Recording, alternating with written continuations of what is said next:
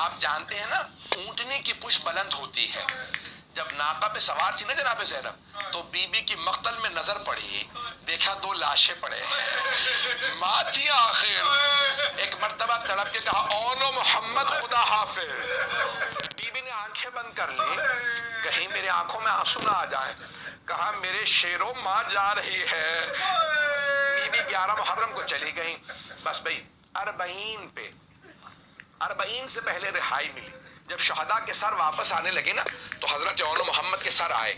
جناب زینب نے سر دیکھے, آنکھیں بند کر لی. ہر بی بی نے سر دیکھنے کے بعد جناب زینب کو دیکھا, لیکن بی بی نے آنکھیں بند کر لی. جو سر لے کے آیا تھا اس نے ایک سوال کیا, ان 2 سروں کی وارثہ کون ہے؟ جناب زینب نہیں بول رہی. اس نے دوبارہ سوال کیا, پھر ایک جملہ کہا, کیا بس مجھے اتنا بتا دو, کیا ان 2 سروں کی وارثہ خیموں میں جل کے مر گئی ہے؟ جناب فضہ سے رہا نہیں گیا, کہا لاؤ یہ 2 سر مجھے دے دو, یہ میری آقا زادی کے لال ہیں. کہا بی بی بیٹوں سے وداع تو کر لیں. جناب زینب نے کہا میں علی کی بیٹی ہوں, صدقہ دے کے واپس نہیں لیتی. اجرکم اللہ. بس بھئی آخری جملے. رہائی مل گئی. جناب زینب آئیں چہلم پہ, 40 پہ, کربلا آئیں. ہر قبر پہ گئیں. بی بی نے جناب عباس کا مرثیہ کہا, مولا حسین کا مرثیہ کہا, حضرت علی اکبر کا مرثیہ کہا. نہیں کہا تو اونو محمد کا مرثیہ نہیں کہا. 3 دن بعد چلی گئی. کہاں؟ کربلا سے مدینے. جب جا رہی تھی نا قافلے میں تو سب بیبیاں جب گزر گئی نا تو جناب زینب نے ایک نظر گنج شہداء کی طرف ڈالی اور ایک مرتبہ کہا اونو محمد الوداع, میرے لال میں جا رہی ہوں, میرے شیرو ماں وطن واپس جا رہی ہے. لیکن بی بی نے کسی بی بی کے سامنے گریہ نہیں کیا. اب بی بی مدینے آ گئی. پہلے نانا کے روضے پہ گئیں, پھر ماں کی قبر پہ گئیں. ایک مرتبہ جناب سید سجاد نے کہا پھپھی اماں گھر چلے. کہاں گئی؟ مولا حسین کے گھر گئیں. اب جناب عبداللہ ابن جعفر طیار نے بلا بھیجا. آخری جملے سن لیجئے. جناب عبداللہ ابن جعفر طیار نے بلا بھیجا, کہا سید سجاد اپنی پھپھی سے کہو گھر واپس آ جائیں. جیسے ہی جناب زینب نے برقع سر پہ رکھا, بی بی کا کلیجہ پھٹنے لگا, دل منہ کو آنے لگا, بی بی کے پاؤں لرزنے لگے. کیوں گھر جا رہی ہیں؟ اب کیسے بتاؤں گی بیٹے مارے گئے. بی بی نے جیسے برقع سر پہ رکھا گھر چلی. جیسے ہی اپنے گھر آئے, اگر دیکھ سکے تو دیکھیے گا, نہیں تو آنکھیں بند کر کے کچھ دیر مدینے چلیے گا. بی بی جیسے ہی مدینے اپنے گھر پہنچی, صحن میں 2 جانمازیں بچھی تھی. بی بی نے جانمازیں اٹھائی, سینے سے لگائی, رو کے کہنے لگی اونو محمد,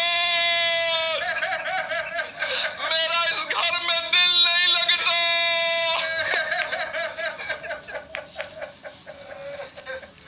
الا لعنت اللہ علی القوم الظالمین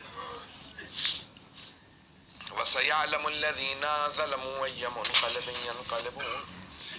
پروردگارا جناب زینب کی عظمتوں کا واسطہ صاحب الزمان کے ظہور میں تعجیل فرما, دشمنان اہل بیت کو نیست و نابود فرما, داعش و طالبان کو غارت فرما, مؤمنین کی حفاظت فرما. ربنا تقبل منا انك انت السميع العليم بحق محمد وآلہ الطیبین الطاہرین المعصومین. ماتم حسین.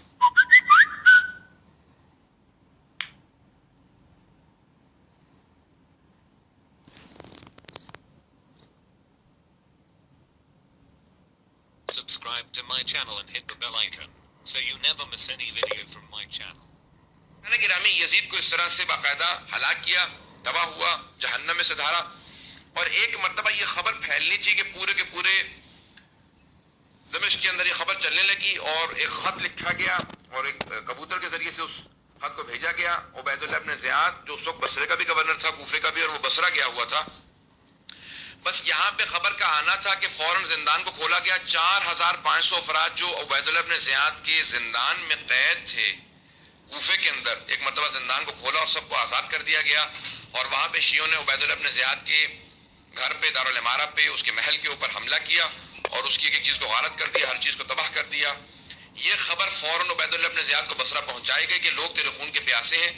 جناب سلیمان ابن سرد یا سرد بھارت دونوں الفاظ دیکھیں گے, سرد خزائی بہت بڑے ایک جن کا اسلام سے پہلے نام یسار تھا, بعد میں جناب رسول خدا نے صحابی رسول بھی ہیں, سلیمان نام رکھا. امیر المؤمنین کے اصحاب میں بھی ہیں. امام حسن و حسین کا بھی انہوں نے ساتھ دیا. جناب مسلم کا ساتھ دے رہے تھے, اس جرم میں ان کو زندان میں ڈالا گیا. اب ان کو آزادی ملنا چاہیے، بس فوراً رہا ہوتے ہی انہوں نے سب کے سب شیعوں کو جمع کرنا شروع کیا کوفے میں. کہا کہ دیکھو مجھے اب زندگی سے کوئی مطلب نہیں ہے، صرف زندگی کا ایک ہدف ہے کہ ہم قاتلان حسین کو فنار کریں. ہم بدلہ لینا چاہتے ہیں خون حسین بہانے والوں سے، کہ ہم ان سب کو جہنم واصل کرنا چاہتے ہیں. عزیزان گرامی، اب روایت کے الفاظ ہیں، جناب سلمان ابن خرد سرد خزائی نے کیا کیا، لوگوں کو جمع کرنا شروع کیا. سارے کے سارے مجمع جمع ہونے لگا. جوانان جو کوفہ تھے، جو جناب حضرات ائمہ اہل بیت علیہ السلام کے ماننے والے تھے، سب جمع ہونے لگے. بڑی کثیر تعداد کے اندر جناب سلمان کے گھر پہ لوگ جمع ہونے لگے. اور اس میں جناب مختار بھی جو جا چکے تھے پہلے سے آزاد ہو کے، وہاں پہ مکے میں تھے، مسلسل کوشش کر رہے تھے کہ وہاں سے ایک تحریک شروع کریں. انہوں نے دیکھا کہ نہیں، مکے سے کوئی تحریک شروع نہیں ہو سکتی، اور مکے سے اگر کوئی تحریک شروع ہوگی تو وہ یزیدیوں کے مقابلے میں اس طرح سے مؤثر ثابت نہیں ہوگی. تو وہ دوبارہ واپس سفر کے لیے چلے.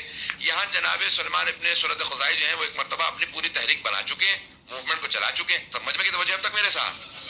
تو عزیزان کرام ایک موومنٹ بنا چکے ہیں اور سب کو تیار کر رہے ہیں کہ ہم نے جناب سید الشہداء کے خون کا بدلہ لینا ہے. اور کس سے لینا ہے؟ انہوں نے پورا کا پورا جو منصوبہ بنایا، انہوں نے کہا کہ ہمیں عبید اللہ ابن زیاد ملعون کو فنار کرنا ہے. اور وہ 4500 افراد کا انہوں نے ایک لشکر بنایا، 4500 لوگوں کا. اور وہ باقاعدہ تیاری کرنے لگے کہ ہم سب کے سب بدلہ لیں گے. عزیزان گرامی، جو نعرہ سب سے پہلے لگا جناب سید الشہداء کے خون کے بدلے کا، وہ انہوں نے لگایا تھا. اور وہی نعرہ ہے جو 12ویں امام علیہ السلام جب ظہور فرمائیں گے تو وہی نعرہ وہ بھی لگائیں گے. یہ معصوم کے الفاظ ہیں، چھٹے امام کے الفاظ ہیں کہ وہی نعرہ یا لثارات الحسین. ثار، لثارات جمع ہے ثار کی. عزیزان گرامی، ثار کہتے ہیں جب عربوں میں، عربی زبان میں اس کو کہتے ہیں جب ایک آدمی قتل کر دیا جائے تو اس مقتول کے قتل شدہ فرد کے قاتل سے جو بدلہ لینے کا طلبگار ہو، اس کے خون کا طلبگار ہو، اسے عربی میں ثار کہتے ہیں. ث الف ر ثار، یعنی خون کے بدلے کا طلبگار. اب ایک جملہ کہتا چلوں، چھٹے امام نے زیارت وارثہ میں جملہ پڑھا، السلام علیکہ یا ثار اللہ. امام حسین علیہ السلام کو مخاطب کر کے کہا ہے کہ اے وہ حسین جن کے خون کے بدلے کا طلبگار خود اللہ ہے.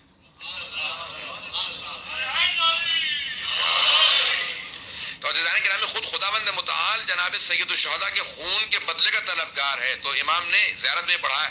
اب ان سب نے ایک نعرہ بلند کیا. جناب سلمان ابن سرد خزائی نے ایک نعرہ دیا، کہا کہ یا لثارات الحسین، وہ تمام افراد جو خون سید الشہداء کا بدلہ لینا چاہتے ہیں، طلبگار ہیں، اس خون کے بدلے کے طلبگار ہیں، وہ سب شریک ہو جائیں. اب سب ہاتھوں میں پرچم بلند تھے، نوجوانان جتنے بھی تھے سب بزرگ بوڑھے، اور خود جناب سلمان بہت بزرگ ہیں، ضعیف العمر تھے لیکن بے انتہا دلیر تھے، شجاع تھے، طاقتور تھے، اور امیر المؤمنین سے عشق رکھتے تھے، جناب سید الشہداء کے عاشق تھے. ایک مرتبہ لشکر کو لیا، سب ایک نعرہ لگاتے تھے، یا لثارات الحسین. مولا فرماتے ہیں جب صاحب الزمان ظہور کریں گے یہی نعرہ دیں گے، ہر آدمی اسی نعرے کو بلند کیا کرے گا، اور ہر آدمی کہے گا یا لثارات الحسین، یعنی سب کے سب کہیں گے کہ ہم خون حسین کا، یعنی چاہے آج 1400 سال گزرنے والے ہیں تب بھی آج بھی ہم کہتے ہیں یا لثارات الحسین. تو آج تک اس خون کا رنگ باقی ہے نا. عزیزان گرامی، اس خون کا رنگ آج تک باقی اور قیامت تک باقی رہے گا، کیونکہ سید الشہداء کا خون کوئی رائے گا جانے والا خون نہیں ہے، کوئی کا مرزش خون نہیں ہے. عزیزان گرامی، اب وہ سارا مجمع جمع ہوا، 64 ہجری ہے، آزاد ہونا تھا. سلمان ابن سرد خزائی نے سب کو جمع کیا، کوفے سے باہر نکلے. کہ اس سے پہلے کہ عبید اللہ ابن زیاد ملعون کو خبر ملے کہ یزید مارا گیا ہے، اس کو خبر مل چکی تھی، کہ وہ جائے گا ہم اس سے پہلے اس کا قتل کر دیں گے. اب سارا مجمع تیار کیا.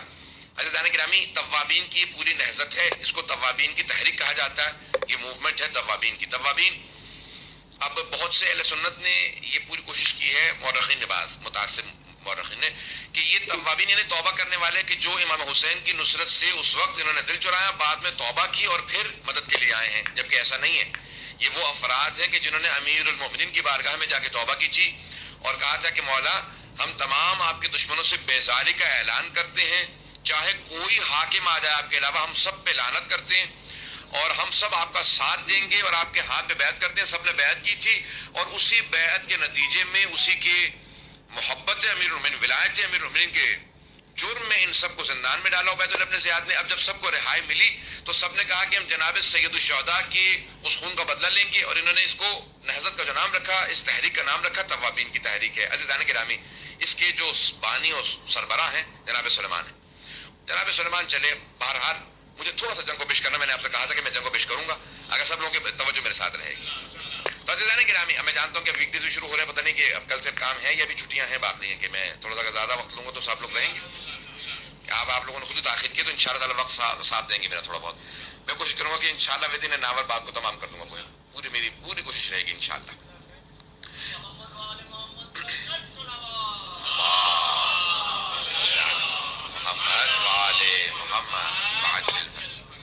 تو جناب سلمان ابن سنت خزائی نے پوری ایک فوج تیار کی 4,500 افراد پہ مشتمل، اور یہاں سے نکلے اور کہا کہ ہم لوگ عبید اللہ ابن زیاد ملعون کو قتل کریں گے. سب سے جو ملعون ترین افراد تھے، ویسے تو تقریباً یہ جتنے بھی، یہ تصور کرنا ان میں سے زیادہ یعنی برائی کس کے اندر تھی، یہ خود ایک بہت بڑا مشکل کام ہے.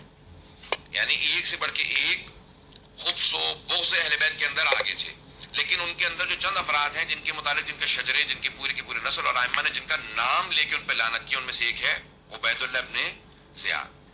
اور 2 مرتبہ امام نے اس کے اوپر لعنت کی، ایک مرتبہ باپ کا نام لے کے لعنت کی اور ایک مرتبہ ماں کا نام لے کے لعنت کی. اب آپ تصور کریں گے، زیارت عاشورہ میں اٹھا کے دیکھیں، ایک تو امام نے کہا کہ یعنی لعنت ہو عبید اللہ ابن زیاد پہ، دوسری مرتبہ کہا کہ اللہم العن ابن مرجانہ تھا، ابن مرجانہ تھا، پروردگارہ لعنت کر ابن مرجانہ پہ. اس کی ماں کے نام سے بھی ابن مرجانہ یعنی وہی عبید اللہ ابن زیاد، یعنی باپ کے نام سے بھی اس پہ لعنت کی اور اس کے ماں کے نام سے بھی لعنت کی. عزیزان گرامی، تاریخ میں بہت کم ایسا ملے گا کہ ائمہ علیہ السلام خواتین کے ذریعے سے یاد کریں. صرف اور صرف ایک ہندا کو ائمہ علیہ السلام نے خود رسول خدا کی وجہ سے نام لے کے کہا ہے، کیونکہ پیغمبر اسلام کو بے انتہا نفرت تھی. وہ کہتے تھے میرے چچا کا کلیجہ چبایا. اس بات کو یاد کر کے ائمہ نے بے انتہا غم منایا ہے، اور پیغمبر اسلام نے باقاعدہ جب بھی کہا اور ائمہ علیہ السلام نے کہا کہ وابن آکلۃ الاکباد اللعین ابن اللعین، کہ کلیجہ چبانے والی کا بیٹا یا اس کی نسل. تو بہرحال اب میں وقت نہیں کہ اس کی تفصیل میں جاؤں تو، لیکن عزیزان گرامی اب یہ عبید اللہ ابن زیاد بے انتہا پتھر دل تھا، سخت دل تھا، اور اس نے جو پورا کا پورا جو موومنٹ چلائی تھی کوفے کے اندر، اس نے چلائی تھی جناب سید الشہداء کے خلاف. اب ایک مرتبہ یہ سارا لشکر لے کے چلے جناب سلیمان ابن سنت خزائی. جب یہ چلے ہیں تو وہ باقاعدہ 4,500 کا لشکر، انہوں نے کہا کہ عبید اللہ ابن زیاد بصرہ میں ہے، بصرہ سے جائے گا دمشق، اس کو ہم راستے میں سے روک کے اس کو وہیں پہ قتل کر دیں گے. اب ایک مرتبہ فوراً بصرے میں خبر پہنچی، بصرے میں ایک مرتبہ عبید اللہ ابن زیاد بہت عیار مکار تھا، منبر پہ آیا، کہا کہ مجھے جو ہے وہ بہت ضروری کام سے دمشق جانا ہے، کیونکہ مجھے یزید نے بلایا اور میں جا رہا ہوں. اور بہرحال اس نے اس کا اعلان کیا، لوگوں کو جو ہے مشغول کر دیا. ابھی تک یہاں پہ خبر نہیں پہنچی تھی بصرے میں، اس نے خبر کو چھپایا، یعنی خود اتنا عیار تھا کہ اس کی خبر کو چھپا لیا. کہا کہ اب آپ لوگ یہاں پہ رکیں اور میرا بھائی عثمان ابن زیاد جو ہے وہ آپ لوگوں کا گورنر ہوگا جب تک میں نہیں آ جاتا ہوں، اور میں جا رہا ہوں اور میں عنقریب پھر بھی گورنر میں ہی باقی رہوں گا، آپ کے اوپر حکومت بھی کرتا رہوں گا. اور سارے مجمع نے کہا طاعتن و سمعتن، سمعتن و طاعتن، یعنی آپ کی ہر بات کے اوپر ہم گوش گزار ہیں، ہر بات کو ہم مانتے ہیں. بہت ملعون افراد، یعنی کہ کہہ لیجیے کہ اس کا پورا ایک نظام جو چلا رہا تھا، اپنے بھائی کو فوراً گورنر بنایا، اور ممبر سے فوراً اترنے کے بعد اس نے ایک مرتبہ آواز دی، کہا کہ کوئی ہے جو مجھے بہت چھوٹے سے راستے سے کسی طریقے سے دمشق پہنچا دے جلدی سے، اور بہت یعنی حفاظت کے ساتھ پہنچائے، تاکہ کیونکہ راستے میں مجھے کوئی نقصان نہ پہنچائے. تو وہاں پہ عمر ابن جارود تھا، وہ فوراً آگے بڑھا. وہ بنو امیہ کا ہمیشہ سے نان خوار رہا تھا، انہیں کی روٹیوں پہ پلنے والا تھا، ان کا نمک خوار تھا، اور ان کا بے انتہا چاہنے والا بھی تھا بنو امیہ کا. اس نے کہا کہ میں تجھے پہنچا دوں گا اور راستہ بھی بہت کم ہوگا. کہا کہ بھئی دیکھو، جو بھی مجھے پہنچائے گا میں اپنے وزن کے برابر دگنا، جتنا میرا وزن ہے اس سے دگنا سونا دوں گا جو بھی مجھے پہنچا دے گا. اس نے کہا میرے 21 بیٹے ہیں، ہر بیٹا 20 سواروں کے برابر ایک میرا بیٹا طاقتور ہے اور ان کے مقابلے میں ہے. میں اپنے سارے بیٹوں کے ساتھ تیری حفاظت کروں گا. اس نے کہا ٹھیک ہے، 400 میرے سپاہی ہوں گے، تیرے بیٹے ہوں گے. اپنے چاروں بیٹوں کو لیا. عبید اللہ ابن زیاد کے 4 بیٹے تھے، سب سے بڑا بیٹا 10 سال کا، سب کو لیا. کہا ٹھیک ہے ہم جا رہے ہیں. اس نے یہ سارا کا سارا انتظام کیا، اونٹنیوں پہ سامان کو لادا. جب چلنے لگا کہا کہ اگر تو خود مجھے وہاں تک پہنچائے گا تو تمہیں 4 گنا میں سونا دوں گا، اپنے وزن سے 4 گنا زیادہ سونا دوں گا. باقاعدہ اس نے لے کے چلنا شروع کیا. اس کا ایک بیٹا تھا جس کی نگاہیں ایسی تھی کہ لوگ بہت دور سے چیزیں دیکھ کے، اس زمانے میں ان کو کہا جاتا تھا کھوجی، کھوج لگانے والے. اب تک سارے مجمع کی توجہ ہے نا میرے ساتھ؟ وہ کھوج لگانے والا، جیسے پرانے زمانے میں لوگ بہت سے ایسے تھے کہ جن کی آواز بہت دور سے سنتے تھے، بتاتے تھے کہ قافلہ آ رہا ہے، قبیلہ آ رہا ہے، جانور ہے، کوئی انسان ہے، کیا سن کے بتاتے تھے، کچھ دیکھ کے بتاتے تھے. تو وہ بہت دور سے ایک فرسخ کے فاصلے سے، یعنی 3.25 میل کے 3.5 میل کے فاصلے سے صرف دیکھ کے بتاتا تھا کہ یہ لشکر آ رہا ہے. تو اب اس نے عمر ابن جارود کے بیٹے نے فوراً کہا کہ بابا سامنے سے ایک بہت بڑا لشکر آ رہا ہے، یہ چند ہزار افراد پہ مشتمل ہے، اور ان کے باقاعدہ دیکھنے سے اندازہ ہو رہا ہے کہ جنگ کے لیے تیار ہیں، اور مجھے لگتا ہے یہ کوفے کی جانب سے آ رہے ہیں. ان کے اس لشکر کو اگر نہ روکا گیا تو یہ شاید ہماری طرف جو آ رہے ہیں یہ ہمیں یہ کس طرح سے کس نیت سے آ رہے ہیں. فوراً عمر ابن جارود جو ہے وہ عبید اللہ ابن زیاد کی طرف بڑھا کہ مجھے اب حقیقت بتا کہ تو اتنی جلدی دمشق کیوں جانا چاہتا ہے، کوفے کے حالات بتا، اگر ہمیں نہیں بتائے گا تو میں تجھے قتل سے نہیں بچا سکتا. اب عبید اللہ ابن زیاد بہت تیز سے فوراً سمجھ گیا، عیار مکار آدمی تھا، اس نے کہا کہ دیکھ یزید مر چکا ہے، مجھے مروان کا خط آیا ہے کہ اگر میں فوراً نہیں پہنچوں گا تو حکومت گرنے کے، بنو امیہ کی حکومت ختم ہونے کے چانسز ہیں، مجھے پہنچنا ہے، مجھے فوراً وہاں پہ پہنچ کے حکومت کو سنبھالنا، بنو امیہ کی حکومت کو ختم نہیں ہونے دینا.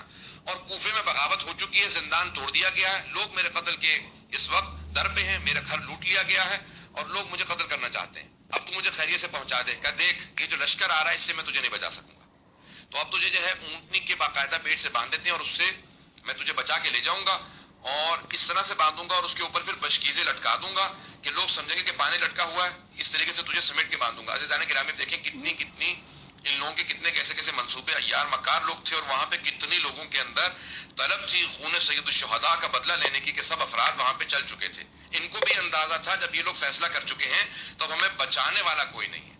عزیزان گرامی انہوں نے باقاعدہ اس کو بہت تیز سے باندھا اور چلتے رہے. سامنے سے لشکر آ کے ملا تو جناب سلیمان ابن سورد خزاعی کے لوگوں نے پوچھا کہ بھائی کہاں ہے عبید اللہ ابن زیاد؟ کہا کہ ہمارے پاس تو نہیں ہے، دیکھو دن کا وقت ہے، رات کا وقت بھی نہیں ہے، ہم لوگ چھپے ہوئے بھی نہیں ہیں، ہماریاں بھی نہیں ہیں، تم جا کے خود سے دیکھ لو، ہمارے ساتھ نہیں ہے.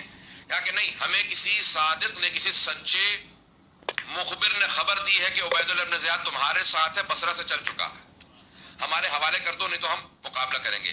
اب جناب سلیمان جی بے انتہا سورت خزاعی جو تھے بے انتہا دلیر تھے، بوڑھے تھے، 70 برس سے زیادہ تھے، لیکن بے انتہا دلیر، شجاع اور اہل بیت علیہ السلام کی ولا رکھنے والے آدمی تھے. عزیزان گرامی انہوں نے فوراً سوال کیا، سب جگہ پہ انہوں نے تلاش کیا لیکن ان کو عبید اللہ ابن زیاد نہیں ملا. انہوں نے کہا کہ نہیں، ہماری خبر سچی تھی، اس کا مطلب ہے انہوں نے اس کو بھگا دیا. کہا جیسا بھی ہو، نہ اسے ہم کوفے پہنچنے دیں گے نہ دمشق، سارے راستے کے اندر پھیل جاؤ، سب جگہ تلاش کرو. بہرحال یہ چل پڑے افراد، یہ پہنچا وہاں پہ عبید اللہ ابن زیاد، جس نے جا کے مروان کی مدد کی اور حکومت کو بچایا کسی بھی طریقے سے. اور پھر فوراً کہا کہ بھائی وہ دیکھو سلیمان ابن سورد خزاعی جو میرے راستے میں چلا تھا 4,500 کا لشکر لے کے، ان کے مقابلے کے لیے 1,00,000 کا لشکر بھیج دو. اب میں تحلیل یہاں پہ پیش کروں گا. 1,00,000 کا لشکر، 1,00,000 سپاہیوں کا لشکر عبید اللہ ابن زیاد مدعو نے ان کے مقابلے میں بھیجا، لیکن وہ سب کے سب سروں پہ کفن باندھ چکے تھے. جناب سلیمان بے انتہا بہت، یعنی کہہ لیجیے کہ جذباتی خطیب تھے، انہوں نے اپنے